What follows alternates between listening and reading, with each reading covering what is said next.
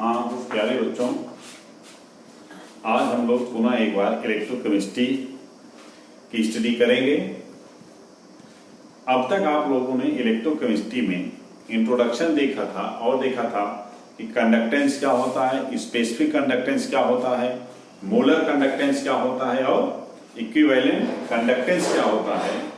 अब हम लोगों को ये देखना है कि कंडक्टेंस पर कंसंट्रेशन का क्या इफेक्ट पड़ता है, और स्पेशली हमें ये डिस्टिंग्विश करना है कि कंसंट्रेशन का जो इफेक्ट है वो कंडक्टेंस पर किस तरह से है, स्पेसिफिक कंडक्टेंस पर किस प्रकार से इसका असर पड़ता है, मोलर कंडक्टेंस पर ये किस तरह से इफेक्ट डालता है। क्योंकि ये टॉपिक बहुत ही इंपॉर्टेंट है, इसे हमें थोड़ा सा डीप में देखना होगा। बिकॉज एग्जाम्स में जो भी क्वेश्चंस आते हैं इन द कंपटीशन और in the academic board exams, they are mostly related with these topics and based on the reasoning। तो रीजनिंग पर जो क्वेश्चंस बेस होते हैं वे ज्यादातर इन टॉपिक से रिलेटेड होते हैं, तो इस पे आपको बहुत ध्यान से पढ़ना है। दूसरा, बहुत इजी समझाने के चक्कर में कभी कभी इनका कंसेप्ट जो होता है वो कंफ्यूजिंग हो जाता है, और मैंने देखा है कि बच्चे बहुत ज्यादा उसको कंसेप्ट को अंडरस्टैंड करने में गलती कर देते हैं। इसलिए मैं चाहता हूं कि आप इसको बहुत ही कंसंट्रेट होके सुने, समझें, जिससे कि आपका कंसेप्ट क्लियर हो, और अनावश्यक रूप से इसे आसान करने के चक्कर में कंसेप्ट से कोई छेड़छाड़ ठीक नहीं होता है। क्योंकि कभी कभी मैंने खुद देखा है कि कुछ बच्चे समझाया जाता है आसान बनाने के लिए, कुछ जैसा कि मैंने बहुत सारे ऑनलाइन पर भी देखे और बुक्स में भी देखे, आसान बनाने के चक्कर में हमारा इंफॉर्मेशन जो होता है वो डिफॉर्म हो जाता है, और ड्यू टू दिस डिफॉर्मेशन जब बच्चे एग्जाम में बैठते हैं तो वो थोड़ा सा आंसर करेक्ट नहीं करते, क्योंकि वहां पर लिमिटेशंस होती हैं और इन लिमिटेशंस में जाके आपको सही आंसर देना होता है। तो आप एक चीज हमेशा ध्यान रखा करिए कि जब भी आपको इस तरह की चीजें मिलती हैं तो उनको बहुत ही डेप्थ में जाके स्टडी करिए, और ये देखिए कि कितना फैक्ट्स उसमें है और वो फैक्ट्स किस तरह से आपके लिए यूजफुल हैं। तो आप लोगों को सबसे पहले यही देखना है कि effect of concentration on conductance, specific conductance और मोलर कंडक्टेंस पर क्या होता है। इसको समझने के लिए सबसे पहले हम कंडक्टेंस को देखेंगे। ये इलेक्ट्रोलाइट सोल्यूशन में किन बातों पर डिपेंड करता है। जैसे अगर हम एक देखें, इलेक्ट्रोलाइट सोल्यूशन है, इस इलेक्ट्रोलाइट सोल्यूशन में दो इलेक्ट्रोड्स हैं। फर्स्ट इलेक्ट्रोड को हमने पॉजिटिव लिया हुआ है, सेकंड इलेक्ट्रोड नेगेटिव है, और यहां पर एक इलेक्ट्रोलाइट सिंपल सा हमने लिया हुआ है XY, जो डिसोसिएट होकर X प्लस और Y माइनस आयन दे रहा है। तो आप जानते हो कि जब इलेक्ट्रोलाइट में कोई कंडक्टेंस होता है तो इलेक्ट्रोलाइट के अंदर इलेक्ट्रिक को कंडक्ट करने का काम ये आयंस करते हैं, जैसे X plus and Y minus. X plus move करेगा नेगेटिव इलेक्ट्रोड यानी कैथोड की तरफ, और Y माइनस मूव करेगा किधर, एनोड की तरफ यानी पॉजिटिव इलेक्ट्रोड की तरफ। यहां पर जब ये मूव करते हैं तो मूव करने पर ही इलेक्ट्रिसिटी कंडक्ट होती है, एंड इस दौरान X और Y, या जब भी दो आयन एक दूसरे के पास आते हैं, जैसे X और X, Y and Y, are X and Y, तो इनके बीच भी इंटरेक्शंस होते हैं।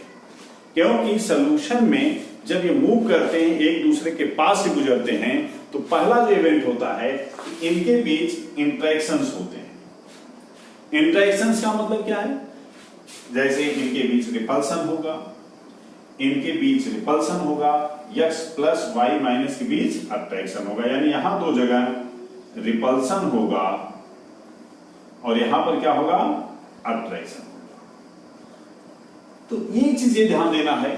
बहुत बार बच्चे क्यों सोचते हैं कि अट्रैक्शन इफेक्ट करता, नहीं, अट्रैक्शन भी इफेक्ट करता है और रिपल्सन भी इफेक्ट करता है। यानी इनके जो रूट होते हैं जब ये चलते हैं तो उनमें डिस्टर्बेंस क्रिएट होता है due to this forces, repulsion and attraction. अतः इनका मूवमेंट भी अफेक्ट हो जाता है। तो दो चीजें कंट्राडिक्टरी आप देखेंगे कि अगर हम देखें कंडक्टेंस डिपेंड किस पर करता है, एक तो है नंबर ऑफ आयंस। अगर हम नंबर ऑफ आयंस को इंक्रीज करते हैं तो कंडक्टेंस जो जी होता है वो भी क्या होता है, इंक्रीज कर जाता है। लेकिन मोबिलिटी ऑफ आयंस जो होता है, ये मोबिलिटी ऑफ आयंस अगर हम कंसंट्रेशन इंक्रीज करते हैं, यानी नंबर ऑफ आयंस को पर यूनिट वॉल्यूम इंक्रीज करते हैं, तो ज्यादा आयंस एक दूसरे के नजदीक आएंगे, और जब आयंस एक दूसरे के नजदीक आते हैं उस समय इनके बीच इंटरेक्शंस बढ़ जाते हैं।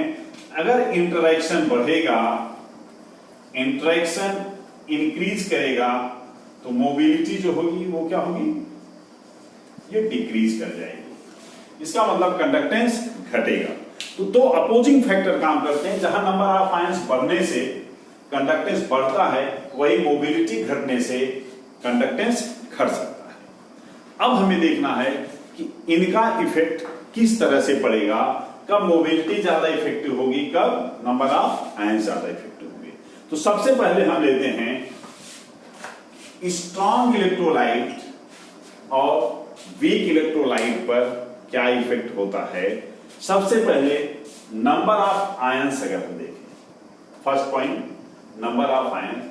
स्ट्रॉन्ग इलेक्ट्रोलाइट अगर हम कोई लेते हैं, सपोज कर लीजिए NaCl हमने लिया, अगर इसको हम डिसॉल्व करते हैं तो ये बन जाता है Na plus Cl minus in aqueous solution.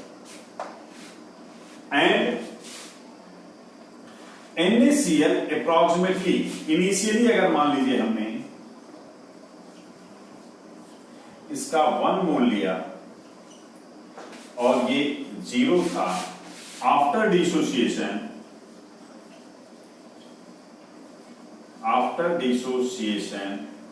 ये जनरली 100% डिसोसिएट हो जाता है, क्योंकि स्ट्रॉन्ग है।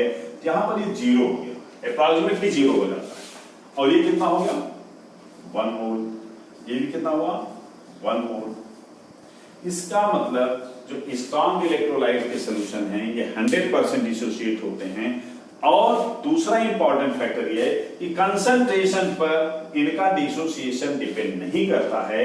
Strong electrolytes approximately dissociates 100% at all the concentrations.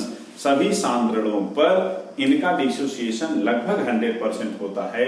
इसलिए हम ये कह सकते हैं कि स्ट्रॉन्ग इलेक्ट्रोलाइट तो सॉल्यूशन में डालने पर कंप्लीटली डिसोसिएट हो जाते हैं। यानी नंबर ऑफ आयंस जितना हम एक्सपेक्ट करते हैं उतना ही होता है। बट अगर हम स्ट्रॉन्ग इलेक्ट्रोलाइट की जगह पर वीक इलेक्ट्रोलाइट लेते हैं तो नंबर ऑफ आयंस अफेक्टेड हो जाते हैं, और ये सीधे सीधे कंसंट्रेशन पर डिपेंड करता है। इस पर आपने वीक इलेक्ट्रोलाइट्स के लिए पढ़ा होगा ओस्टवाल डाइल्यूशन लॉ।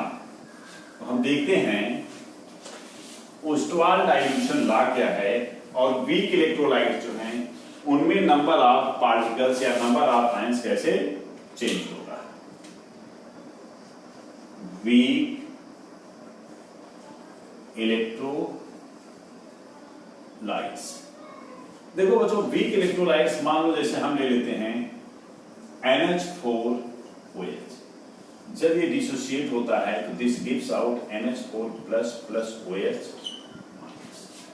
इनिशियली अगर हम इसका 1 मोल लेते हैं, यहां पर ये 1 ही रहेगा, ये 0 होगा, OH माइनस भी 0 होगा। बट जब ये डिसोसिएट होते हैं सॉल्यूशन में, आफ्टर डिसोसिएशन ये 1 माइनस सपोज कर लो एल्फा हुआ, यहां एल्फा हो गया, और ये कितना हुआ, एल्फा।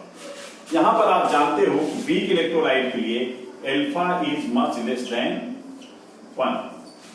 एल्फा की वैल्यू 1 से बहुत कम होती है, यानी इनका डिसोसिएशन बहुत कम होता है। दूसरा एक चीज जो आप लोग जानते हो वह है Ostwald dilution law. Ostwald dilution law क्या है, देखिए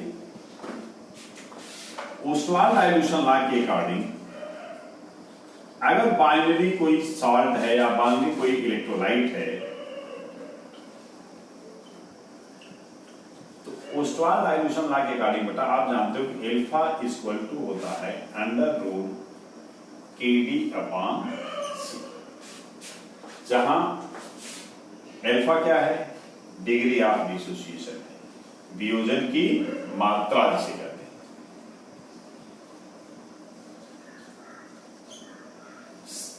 KD क्या है, डिसोसिएशन कांस्टेंट है, और इसकी वैल्यू, इसको कई सिंबल से कभी कभी केवल K से रिप्रेजेंट कर दिया जाता है, या कभी कभी KA KB depending on the AC base जैसा नेचर है उस तरह से KD KA KB या अदर कांस्टेंट्स यूज किए जाएंगे। तो हमने डिसोसिएशन हर जगह होता है इसलिए KD ले लिया। नेक्स्ट आप देखिए C क्या है, कंसंट्रेशन। तो आप एक चीज देखिए कि डिग्री ऑफ डिसोसिएशन क्या है, वो कंसंट्रेशन के स्क्वायर रूट के इनवर्सली प्रोपोर्शनल है। इसका मतलब कंसंट्रेशन अगर बढ़ता है तो डिग्री ऑफ डिसोसिएशन क्या होगा, एल्फा की वैल्यू घट जाएगी। अब आप एक चीज देखिए, अगर हम कंसंट्रेशन बढ़ाते हैं तो उस समय नंबर ऑफ आयंस बढ़ेंगे या घटेंगे, इसको हम एक सिंपल सा एग्जांपल लेकर के समझ सकते हैं। देखिए जैसे मान लीजिए हम यहां ले लेते हैं मोल्स, और यहां पर देखते हैं कि आयंस कितने मिलते हैं या कितने मोल्स ब्रेक होते हैं, या डिसोसिएटेड मॉलिक्यूल्स हम लिखते हैं यहां पे, डिसोसिएटेड मोल्स। सपोज करिए हमने 10 लिया, 10 मोल्स डिसॉल्व कर दिया, और इनमें से 8 मोल डिसोसिएट हो गए। कंसंट्रेशन बढ़ाएंगे तो हम इसमें कुछ मोल्स और मिला देंगे सोल्यूशन में। जब हम कुछ मोल्स और मिलाएंगे तो सपोज करिए 10 की जगह हमने 20 मोल्स ले लिया, तो 20 में से अगर ये रिलेटिवली डिसोसिएट हो उसी रेशियो में तो 16 होना चाहिए, बटे कितना हो गया, 12 हो गया। इसका मतलब नंबर ऑफ आयंस तो बढ़ रहे हैं लेकिन जितना बढ़ना चाहिए था उस रेट से नहीं बढ़ रहे हैं। अगर हम 30 ले लिए, इसको 24 होना चाहिए, बट ये कितना है, सपोज कर लो 15 केवल हुआ। इसी तरह से हमने इसको 100 कर दिया, तो इसको 80 होना चाहिए, बट ये कितना पहुंचा, केवल 60 पहुंचा। तो हम देख रहे हैं कि number of molecules dissociated, concentration बढ़ाने पर लगातार आयंस तो बढ़ रहे हैं लेकिन आयंस के बढ़ने की दर क्या है, वो कम है, वो धीमी गति से बढ़ रहे हैं। जितना बढ़ते हैं डाइल्यूट सॉल्यूशन में उतना वो कंसंट्रेटेड सॉल्यूशन में उस रेशियो से डिसोसिएशन नहीं होता है। तो इसका मतलब आयंस तो बढ़ जाते हैं। देखिए ये बहुत इंपॉर्टेंट पॉइंट है, आयंस बढ़ेंगे 8 12 15 16 जैसे जैसे मोल्स कंसंट्रेशन बढ़ा रहे हैं आयंस बढ़ रहे हैं, बट जितना बढ़ना चाहिए उस रेशियो से नहीं बढ़ रहे, यानी डिग्री ऑफ डिसोसिएशन घट रहा है। पर मोल जो डिसोसिएशन है वो क्या है, लगातार घटता चला जा रहा है। इसीलिए हम कहते हैं alpha is inversely proportional to the concentration. अब हम आगे देखते हैं कि अगर डिग्री ऑफ डिसोसिएशन घट रहा है तो इसका मतलब आयंस वीक इलेक्ट्रोलाइट का सॉल्यूशन होगा, तो कंसंट्रेशन बढ़ाने पर आयंस बढ़ेंगे लेकिन उस स्पीड से, उस रेट से नहीं बढ़ेंगे जिस रेट से स्ट्रांग इलेक्ट्रोलाइट्स में बढ़ते हैं, क्योंकि स्ट्रांग इलेक्ट्रोलाइट में जितना मोल डिसॉल्व करते हैं वो पूरा का पूरा आयंस में कन्वर्ट हो जाता है, डिसोसिएट हो जाता है। तो स्ट्रांग और वीक इलेक्ट्रोलाइट में हमने नंबर ऑफ आयंस कैसे डिफर करता है कंसंट्रेशन चेंज करने पर, इसको देखिए। दूसरा पोर्शन अब हमें जो देखना है वो ये है कि मोबिलिटी पर क्या इफेक्ट पड़ेगा। तो हम देख लेते हैं मोबिलिटी ऑफ आयंस, यानी आयंस मूव कैसे करेंगे, चलेंगे कैसे।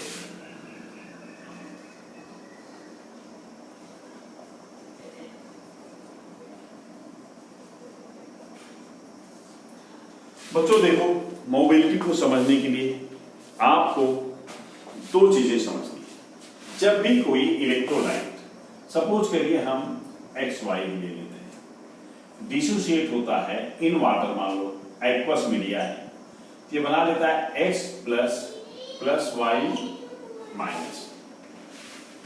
यहां पर एक्वस मीडिया में जो H2O मॉलिक्यूल होते हैं, this is the polar molecule, और ये जो पोलर मॉलिक्यूल होता है ये डाइपोल जैसा होता है, एक इंडेक्स का पॉजिटिव है दूसरा नेगेटिव। बहुत ही क्लियर है कि जब X और Y आयन प्रोड्यूस होते हैं, X प्लस के चारों तरफ वाटर यानी सॉल्वेंट के मॉलिक्यूल क्या करते हैं, सॉल्वेशन कर लेते हैं। वाटर है तो इसी सॉल्वेशन को हम क्या कहते हैं, हाइड्रेशन कर लेते हैं। हाइड्रेशन का मतलब क्या, अपोजिट एंड से इनको चारों तरफ से क्राउडिंग कर लेना, घेर लेना, इस तरह से। उसी तरह से Y माइनस है, Y माइनस की भी क्राउडिंग हो जाएगी, अपोजिट एंड से होगी। यहां पर प्लस प्लस प्लस एंड होगा Y की तरफ, और नेगेटिव एंड क्या हो जाएगा, ये दूर हो जाएगा। एक चीज देखिए आप, हम ये कह सकते हैं जो आयंस होते हैं वो अकेले नहीं मूव करते। ये जो पोर्शन होता है इसे हम हाइड्रेटेड या सॉल्वेटेड आयन कहते हैं, हाइड्रेटेड और सॉल्वेटेड आयंस। इसका मतलब क्या है, हाइड्रेटेड का मतलब होता है अगर वाटर है तो सॉल्वेशन को ही हम हाइड्रेशन करते हैं और इसको हम हाइड्रेटेड कर देंगे। अगर वाटर कोई भी सॉल्वेंट है तो एक सिंपल टर्म यूज किया जाता है, ये सॉल्वेटेड है। तो हम देखते हैं कि आयंस मूव करते हैं विद देयर केज। ये जो केज एक बन गया है, ये पूरा जो पिंजरे जैसा इनके चारों तरफ बन गया, पूरे केज के साथ मूव करते हैं, इसलिए इनकी मोबिलिटी पर और ज्यादा इफेक्ट पड़ जाता है। यानी हाइड्रेशन ज्यादा होगा तो मोबिलिटी कम होगी। जितना बड़ा केज बनेगा, हाइड्रेशन इनका कब ज्यादा होगा, जब इनके चारों तरफ गैदरिंग ऑफ मॉलिक्यूल्स ज्यादा हो जाएगी। अगर गैदरिंग कम होगी तो हाइड्रेशन कम होगा, गैदरिंग कम होगी तो आयंस छोटे होंगे, आयंस अगर छोटे होंगे इनका मूवमेंट इजी होगा। इसका मतलब अभी हमने जो अट्रैक्शन देखा था या रिपल्सन देखा था, उसके साथ साथ एक और फैक्टर जुड़ गया, वो क्या है, this is the gathering of molecules, that is hydration और सॉल्वेशन। ज्यादा सॉल्वेशन होगा तो मोबिलिटी कम होगी, सॉल्वेशन अगर कम होगा तो मोबिलिटी ज्यादा होगी। अब आप लोगों को एक चीज ये देखना है, जो हाइड्रेशन होता है,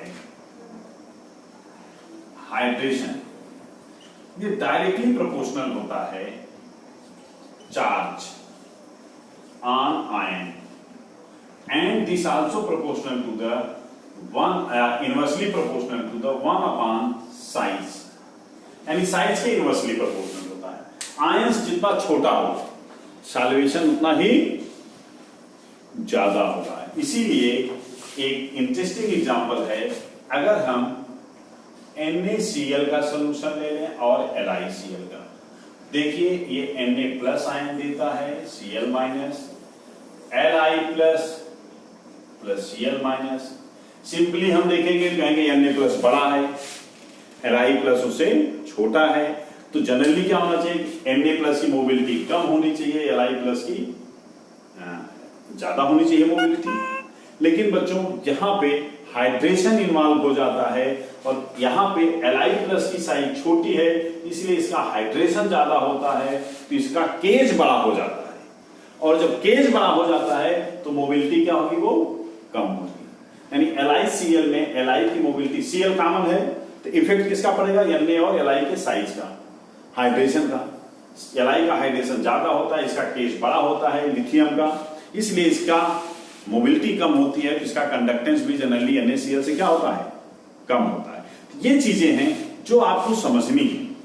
बेसिकली हम केवल ये देख लेते हैं कि मोबिलिटी या नंबर ऑफ आयंस पर डिपेंड करता है। नंबर ऑफ आयंस के साथ साथ हाइड्रेशन भी एक फैक्टर है जिसे आपको जरूर समझना चाहिए, और ये इंपॉर्टेंट है। आपसे पूछा जाता है कि एक्सप्लेन भाई NaCl है लो कंडक्टेंस देन NaCl है मोर कंडक्टेंस देन LiCl, दो LiCl is small, lithium is smaller in size with respect to Na plus I. तो आपको ये चीजें समझनी है। हाइड्रेशन अगर ज्यादा होगा तो कंडक्टेंस कम होगा, मोबिलिटी कम हो जाएगी। इसी तरह से चार्ज को आप देख सकते हो, अगर हम MgCl2 ले लें तो ये देगा क्या, Mg2+।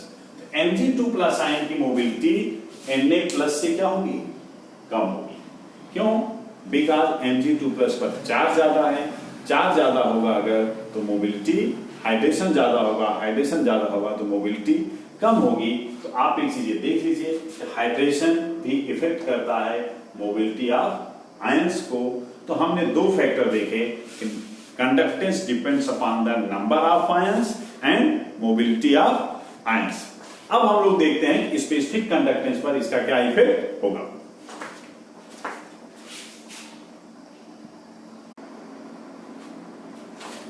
चलिए बच्चों, हम लोग देखते हैं effect of concentration on specific conductance cup.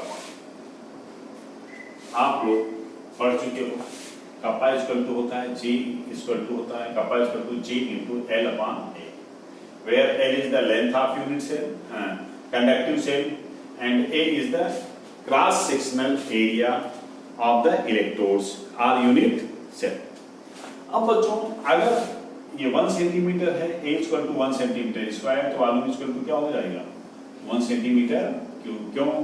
Because ये इक्वल टू क्या होता है, L into A, 1 centimetre cube होगा, यानी इसकी वैल्यू 1 हो जाएगी। तो K equal to kappa equal to G हो जाएगा, यानी specific conductance is the conductance of an electrolyte solution where volume is unit. अगर यूनिट वॉल्यूम हम लेते हैं तो जो कंडक्टेंस होता है this is equal to the specific conductance, यानी एक इलेक्ट्रोलाइट का सॉल्यूशन है, इसमें कुछ आयंस डिसॉल्व हैं, इसका सर्टेन कंसंट्रेशन है।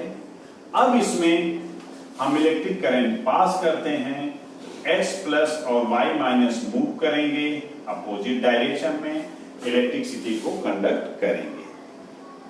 अगर हम इसका एक यूनिट वॉल्यूम ले लें, यूनिट वॉल्यूम, इस यूनिट वॉल्यूम में जो आयंस हैं X प्लस और Y माइनस, इनके जो नंबर्स हैं they determine the value of specific conductance. क्योंकि इसका कंडक्टेंस G तो बहुत ज्यादा हो सकता है, कम हो सकता है, लेकिन जब स्पेसिफिक कंडक्टेंस हम कैलकुलेट करते हैं तो यूनिट वॉल्यूम का लेते हैं। अगर हम यूनिट वॉल्यूम लें, अब आप देखिए जैसे जैसे हम कंसंट्रेशन बढ़ाएंगे, अगर हम कंसंट्रेशन बढ़ाते हैं, आप देख सकते हैं नंबर ऑफ आयंस बढ़ जाएंगे। अगर कंसंट्रेशन को हम इंक्रीज, एरो अगर हम आप साइड में दिखाते हैं तो बढ़ना है, डाउनवर्ड है तो घटना है, ये आपको ध्यान रखना है। अगर हमने कंसंट्रेशन को अपवर्ड किया है यानी इंक्रीज किया है तो नंबर ऑफ आयंस भी इंक्रीज होंगे एंड मोबिलिटी डिक्रीज हो जाएगी। बट अगर इन दोनों का एक साथ हम इफेक्ट देखते हैं तो number of ions more effective होते हैं। क्यों? बिकॉज वॉल्यूम कांस्टेंट है, जो स्पेस अवेलेबल है वो कांस्टेंट है, तो मोबिलिटी इफेक्ट तो डालती है, और इस मोबिलिटी के इफेक्ट के नाते जैसे जैसे कंसंट्रेशन बढ़ता है मोबिलिटी डाउन होती जाती है। यही रीजन है बहुत हाई कंसंट्रेशन पर जो growth increase in specific conductance होता है वो थोड़ा सा खराब है। तो अगर हम स्ट्रॉन्ग और वीक इलेक्ट्रोलाइट के स्पेसिफिक कंडक्टेंस को देखें, strong electrolyte and weak electrolyte, दोनों का ही स्पेसिफिक कंडक्टेंस बढ़ता है। जैसे जैसे हम कंसंट्रेशन बढ़ाएंगे नंबर ऑफ आयंस बढ़ेगा, मोबिलिटी लेकिन घटती जाएगी, बट इफेक्टिव फैक्टर क्या है, number of ions. Because number of ions ज्यादा इफेक्टिव है इस केस में, बिकॉज वॉल्यूम कांस्टेंट है, इसलिए कंडक्टेंस या स्पेसिफिक कंडक्टेंस क्या होता है, वो बढ़ता है। स्ट्रॉन्ग इलेक्ट्रोलाइट के लिए भी यही केस है और वीक इलेक्ट्रोलाइट के लिए। लेकिन दोनों का अगर हमें ग्राफ में इंक्रीज इन कंडक्टेंस देखें तो दोनों के ग्राफ में एक मेजर डिफरेंस है। यहां पर हम कंसंट्रेशन का स्क्वायर रूट लेते हैं एक्स एक्सिस पर, और यहां हम ले लेते हैं कप्पा की वैल्यू। देखो स्ट्रॉन्ग इलेक्ट्रोलाइट बिकॉज 100% डिसोसिएट होता है कंसंट्रेशन बढ़ाने के साथ साथ, इसलिए इनिशियली जब डाइल्यूट सॉल्यूशन होता है तो कंडक्टेंस स्टेट बढ़ता है, यानी कंडक्टेंस जो होता है वो उसमें लीनियर ग्रोथ होती है, लीनियर इंक्रीज होता है।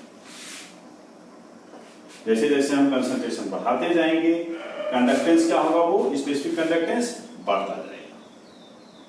बिकॉज आयंस, जितने आयंस हम डिसॉल्व करेंगे सब डिसोसिएट होंगे। लेकिन जब बहुत कंसंट्रेशन होगा तो मोबिलिटी इफेक्ट में आ जाती है, और जब मोबिलिटी इफेक्ट में आती है तो बहुत हाई कंसंट्रेशन जब हो जाता है तब ये ग्राफ जो है वो स्ट्रेट ना होकर के थोड़ा सा क्या होता है, डिविएट हो जाता है इस तरह से। यानी एक्चुअल ग्राफ जो इस डायरेक्शन में जाना था वो डिविएट हो जाएगा स्पेसिफिक कंडक्टेंस के केस में, इस तरह का ग्राफ मिलता है। बट लोअर कंसंट्रेशंस पर यह एक स्ट्रेट लाइन हमें मिलती है, क्योंकि जब कम डायल्यूशन होता है तो आयंस दूर दूर होते हैं और मोबिलिटी पर जो विस्कस इफेक्ट होता है, जो मोबिलिटी पर हिंड्रेंस होता है वो बहुत कम होता है। लेकिन जब कंसंट्रेशन बढ़ता है, बहुत ज्यादा कंसंट्रेशन हो जाता है, ये इफेक्ट में आता है, इसीलिए जो लीनियर ग्रोथ थी वो थोड़ा सा कर्व ले लेता है। लेकिन ये कब होता है, बहुत हाई कंसंट्रेशन पे। तो कंपटीशंस के लिए बहुत ही इंपॉर्टेंट क्वेश्चन है कि स्पेसिफिक कंडक्टेंस स्ट्रॉन्ग इलेक्ट्रोलाइट्स के लिए लो कंसंट्रेशन पर लीनियर वेरिएशन शो करते हैं, but at very high concentration they show some deviation from the straight line, यानी they take a form of very low curve, बहुत ही माइनर कर्व के फॉर्म में ये चेंज हो जाता है। अब हम वीक इलेक्ट्रोलाइट लेंगे। वीक इलेक्ट्रोलाइट में कंडक्टेंस कंसंट्रेशन पर डिपेंड करता है, लेकिन आप जानते हैं कि नंबर ऑफ आयंस, अभी जैसा हमने डिस्कस किया था, नंबर ऑफ आयंस बढ़ता है, लेकिन जैसे जैसे कंसंट्रेशन बढ़ता है डिग्री ऑफ डिसोसिएशन क्या होता है, कंसंट्रेशन हम बढ़ाते हैं तो डिग्री ऑफ डिसोसिएशन डिक्रीज करता है। यानी नंबर्स बढ़ते हैं लेकिन नंबर्स बढ़ने की ग्रोथ क्या होती है, काफी कम हो जाती है। यहां पर जो ग्रोथ होता है वो लीनियर नहीं होता, बल्कि क्या होता है, ये जैसे जैसे हम ऊपर जाएंगे कर्व के फॉर्म में होता जाता है। और ये हम देखते हैं कि इस तरह से के की वैल्यू हमेशा बढ़ती है, बट विथ डिमिनिशिंग रेट, घटते हुए रेट से बढ़ रही है। इस तरह से हम कह सकते हैं वीक इलेक्ट्रोलाइट के केस में नंबर ऑफ आयंस बढ़ते हैं, बट जैसे जैसे कंसंट्रेशन हम इंक्रीज करेंगे according to Ostwald dilution law, with increase in concentration alpha की वैल्यू कंसंट्रेशन की क्या होती है, इनवर्सली स्क्वायर रूट के इनवर्सली प्रोपोर्शनल है। यानी अल्फा की वैल्यू नंबर ऑफ आयंस जो यहां डिसोसिएट होकर मिलेंगे वो उतनी तेजी से नहीं बढ़ेंगे। तो कंसंट्रेशन बढ़ाने पे नंबर्स तो बढ़ते हैं लेकिन उतनी तेजी से नहीं बढ़ते हैं, इसीलिए ये कर्व के फॉर्म में, यानी स्ट्रेट कर्व, हम स्ट्रेट लाइन नहीं मिलती, हमें क्या मिलता है, ये कर्व मिलता है। ये ध्यान देने वाली बात है। तो हम इस तरह देखते हैं कि specific conductance increases for both strong electrolyte and weak electrolyte, but in case of strong electrolyte there is a linear line at low concentration and minor curvature at the higher concentration, but in the case of weak electrolyte the increase in specific conductance is a form of curve with diminishing rate। तो ये आपको ध्यान देना है। अब हम लोग देख लेते हैं कि मोलर कंडक्टेंस पर इसका क्या इफेक्ट पड़ेगा।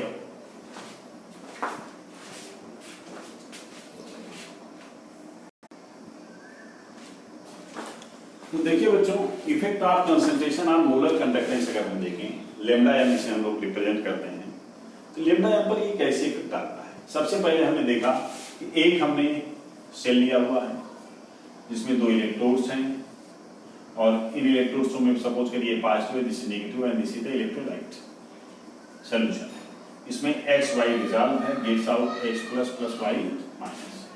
अब मोलर कंडक्टेंस क्या होता है? Molar conductance is equal to specific conductance multiplied by molar volume. Vm क्या है यहां पे? Vm is the molar volume. एक चीज आपको देखना है, यहां पर ना तो नंबर ऑफ आयंस डिफिनिट है और ना ही वॉल्यूम डिफिनिट है। डिफिनिट क्या है? मोल्स ऑफ इलेक्ट्रोलाइट, ये 1 मोल होगा। अब इससे जितने भी आयन मिल सकते हैं मिलेंगे, और जितने आयतन में, जितने वॉल्यूम में 1 मोल ऑफ इलेक्ट्रोलाइट प्रेजेंट होता है, उसी वॉल्यूम का कंडक्टेंस निकाल करके हम मोलर कंडक्टेंस को फाइंड आउट करते हैं। इसका मतलब मोलर कंडक्टेंस स्पेसिफिक कंडक्टेंस के साथ साथ मोलर वॉल्यूम पर भी डिपेंड करता है। अब आप एक चीज ये देखिए, अगर हम कंसंट्रेशन इंक्रीज करते हैं,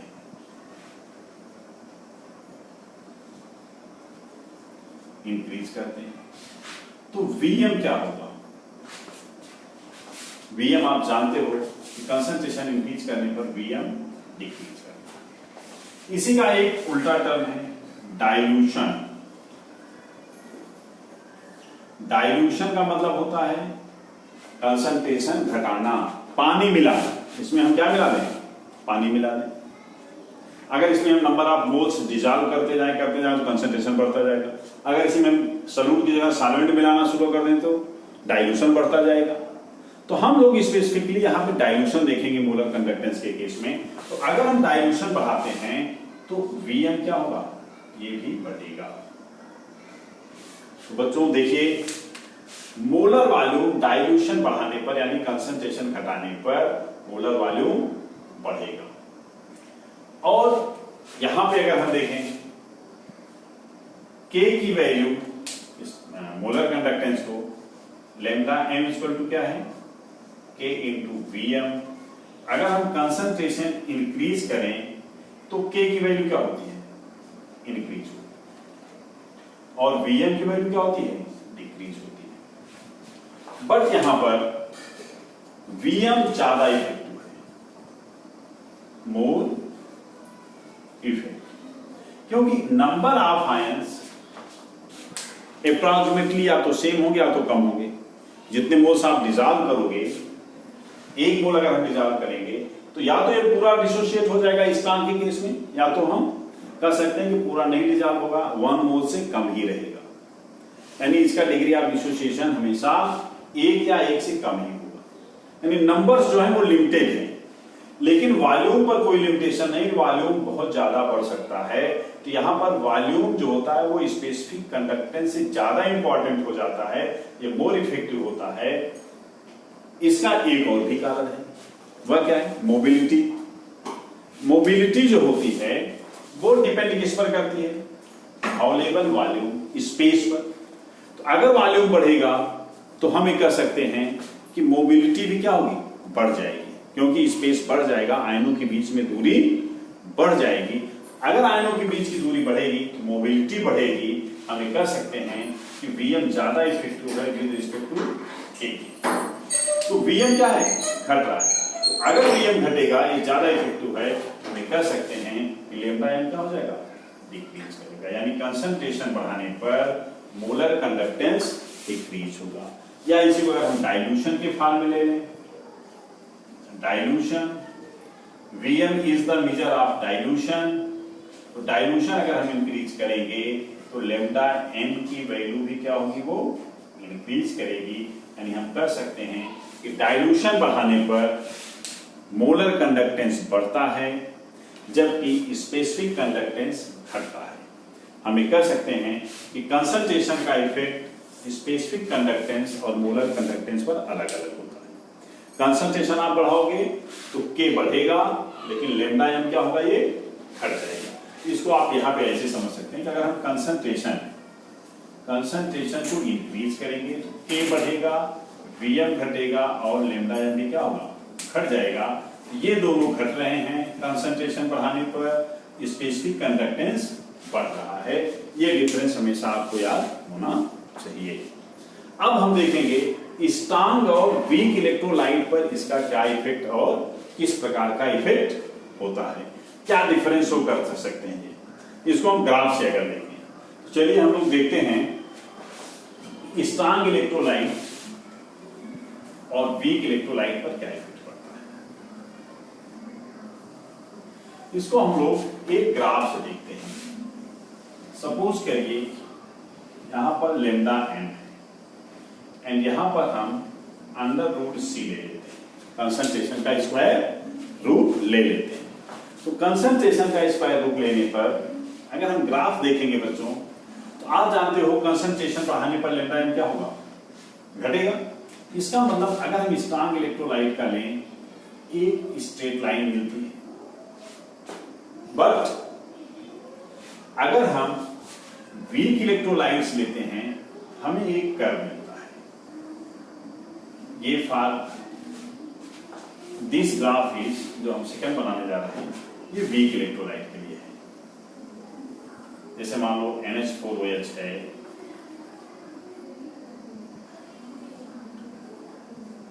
NH4OH, CH3COH एक्सेट्रा के लिए, और ये सपोज कर लीजिए KCl के लिए।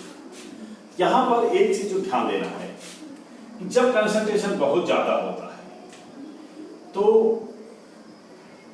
इनका भी घट रहा है, मोबिलिटी का इफेक्ट आ जाता है हाई कंसंट्रेशन पे। तो हाई कंसंट्रेशन पे ये ग्राफ जो होता है वो लीनियर नहीं रहता है। ये हमने आपको कंडक्टेंस में भी बताया था, सेम कंडीशन मोलर कंडक्टेंस में भी होती है।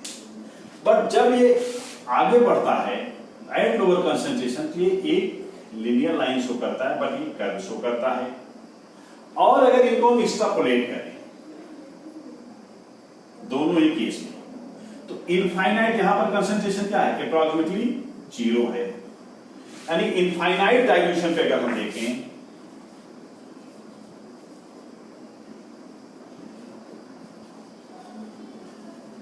इनफाइनाइट डाइल्यूशन पर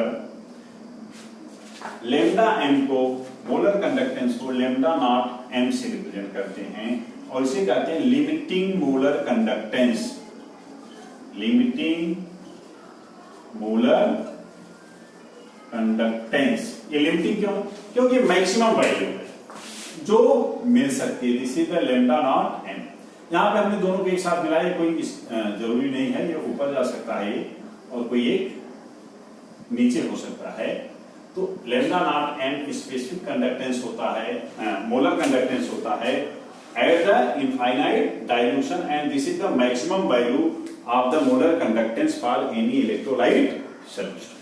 बट स्ट्रांग और वीक में जो डिफरेंस है ये आप देख रहे हैं कि वीक इलेक्ट्रोलाइट में इनफाइनाइट डाइल्यूशन के आसपास जैसे पहुंचता है, बहुत तेजी से लेमडा नॉट एम क्या होता है, इंक्रीज कर जाता है। ऐसा क्यों होता है, क्योंकि इनफाइनाइट डाइल्यूशन अगर हम देखें तो आप देख सकते हैं अल्फा इक्वल टू क्या होता है, under root K/C।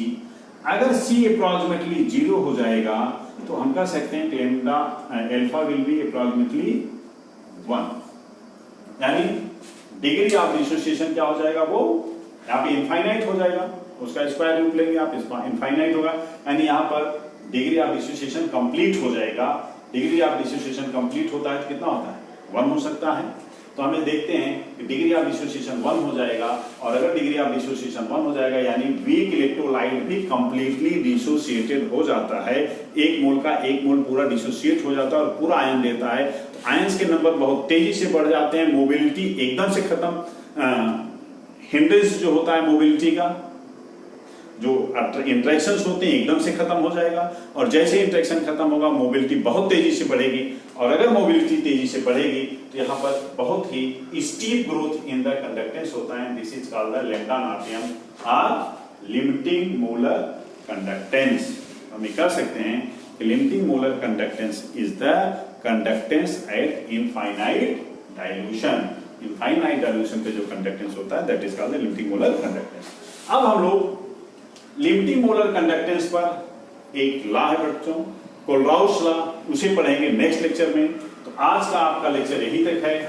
Thank you. आप इसको रिवाइज करिए, आपके लिए आंसर शीट 5 कल दी जाएगी और सारे जो भी आंसर शीट्स हैं उनका सोल्यूशन किसी एक दिन हम कंबाइन करके आपको इलेक्ट्रोकेमिस्ट्री का एक साथ जल्द ही देंगे, तो आप लोग अपने रिवीजन, अपने परफॉर्मेंस को इवेल्युएट भी कर पाएंगे। चलिए, थैंक यू।